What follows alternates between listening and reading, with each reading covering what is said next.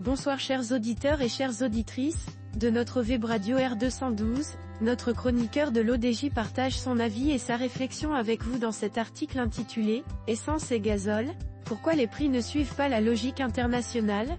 Le voici en podcast pour vous. Notre chroniqueur entame son analyse en mettant en lumière plusieurs faiblesses du marché des carburants au Maroc. Le rapport reporting du troisième trimestre 2024 sur le suivi des engagements des sociétés de distribution de carburant du Conseil de la concurrence, bien qu'analytique et détaillé, soulève indirectement certaines critiques et observations concernant les pratiques des sociétés de distribution de carburant et le fonctionnement du marché. Le rapport met en lumière plusieurs faiblesses du marché des carburants au Maroc, une concentration excessive du marché, limitant la concurrence. Un manque de transparence dans la répercussion des baisses internationales sur les prix locaux. Des marges commerciales jugées élevées, au détriment des consommateurs. Une évolution limitée des infrastructures et de la concurrence, renforçant la dépendance vis-à-vis d'un petit nombre d'acteurs dominants. Ces critiques appellent à une meilleure régulation du secteur afin de garantir une concurrence équitable, une transparence accrue et des bénéfices tangibles pour les consommateurs. L'auteur approfondit sa réflexion en insistant sur le manque de transparence dans la répercussion des baisses des coûts d'achat ainsi. Voici les principales critiques implicites ou explicites identifiées. Manque de transparence dans la répercussion des baisses des coûts d'achat. L'analyse montre que les baisses des cotations internationales, CIF, ne sont pas entièrement répercutées sur les prix de cession nationaux, en particulier pour le gazole. Par exemple, pour le gazole, la baisse des prix de cession, moins 0,42 DH par litre, est inférieure à celle des coûts d'achat, moins 0,69 DH par litre, et des cotations CIF, moins 0,68 DH par litre, ce qui pourrait indiquer une rétention partielle des bénéfices par les opérateurs. Pour l'essence, bien que la baisse soit plus alignée, moins 1,05 DH par litre pour les cotations CIF, et moins 0,72 DH par litre pour les prix de cession, un écart persiste, laissant supposer que les opérateurs ne répercutent pas intégralement les baisses sur les consommateurs. Notre chroniqueur met également en avant le niveau relativement élevé des marges commerciales, et cette argumentation se poursuit avec une analyse de la concentration du marché de la manière suivante. Marge commerciale relativement élevée. Les marges brutes réalisées par les opérateurs restent relativement élevées, notamment pour l'essence, 2 DH par litre en moyenne, contre 1,46 DH par litre pour le gazole. Ces marges sont supérieures à celles enregistrées au deuxième trimestre 2024, malgré les tendances baissières des coûts d'achat et des cotations internationales. Cela pourrait indiquer une stratégie des entreprises visant à maintenir des niveaux de rentabilité élevés au détriment des consommateurs. Cette dynamique de compensation adoptée par les opérateurs est critiquée, car elle réduit l'impact des baisses internationales sur les prix nationaux. Concentration du marché. Les 9 sociétés concernées par le reporting dominent largement le marché.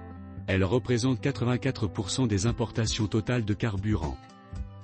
Elles contrôlent 81,7% des capacités de stockage et 72,5% du réseau de stations-service. Cette concentration peut limiter la concurrence effective sur le marché, favorisant des pratiques coordonnées ou un contrôle excessif sur les prix et marges.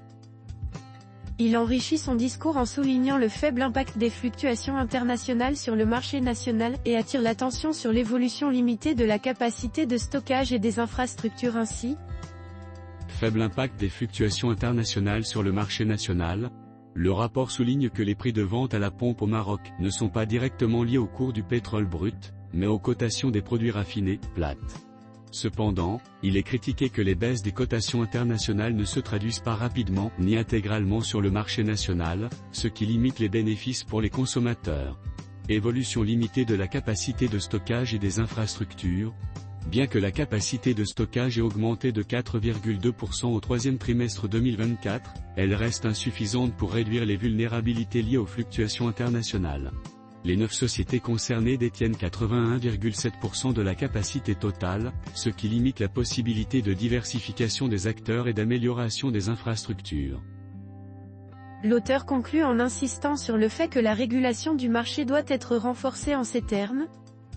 Réseau de distribution stagnant, le nombre d'opérateurs disposant d'un agrément pour la distribution de carburant reste inchangé, 35 opérateurs. De plus, bien que 31 nouvelles stations-service aient été ouvertes, les 9 sociétés concernées ont réduit leur réseau de 23 stations, ce qui pourrait limiter l'accessibilité pour les consommateurs. fiscalité et impact sur les consommateurs, bien que les recettes fiscales, TIC et TVA, aient augmenté de 6,6%, plus 454 millions de dirhams, cela est principalement dû à une hausse des volumes importés et non à une amélioration des prix ou des marges pour les consommateurs. Cela renforce l'idée que les bénéfices de ces hausses fiscales ne se traduisent pas par des avantages directs pour les citoyens. Absence de nouveaux entrants significatifs, le marché n'a pas vu l'entrée de nouveaux opérateurs significatifs au cours du troisième trimestre 2024, ce qui limite la concurrence et l'innovation sur le marché. Le dernier agrément pour un nouvel opérateur remonte à octobre 2023. Manque de régulation stricte. Le rapport met en évidence un manque de régulation stricte pour garantir une répercussion équitable des fluctuations internationales sur les prix nationaux. Les opérateurs semblent jouir d'une certaine liberté. Chers auditeurs de la web radio R212, merci d'avoir été à l'écoute de ce podcast, et de partager avec nous ce moment d'échange et de découverte. Votre présence et votre fidélité sont notre plus belle récompense. On se dit à très bientôt, si vous le voulez bien. Avec toute notre gratitude, l'équipe de R212.